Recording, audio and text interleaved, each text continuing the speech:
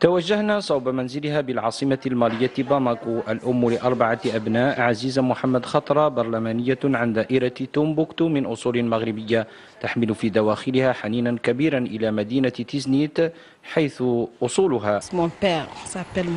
اسم أبي محمد خطرة ولد في تيزنيت في الجنوب المغربي. والدتي من مواليد تومبوكتو واسمها عائشة. أنا مالية من تومبوكتو من أصول مغربية. أجدادي بقوا في المغرب حتى قضوا، للأسف لم تتح لي فرصة رؤيتهم. هم الذين ولدوا في تيزنيت.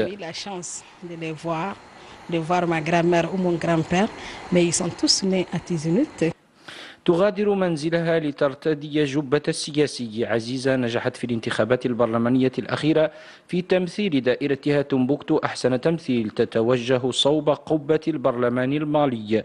تعرف حق المعرفة أن بلدها خرج لتوه من أزمة سياسية عميقة تتطلب مساعدة من الدول الشقيقة والصديقة، وتطمح في أن تمنح الزيارة الملكية المرتقبة دفعة قوية لتعاون يشمل كافة المجالات.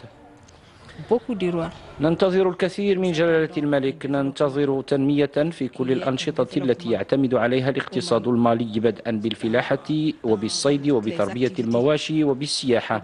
ننتظر من جلالته أيضا أن يتدخل لمساعدتنا على إقرار السلم والأمن في مالي.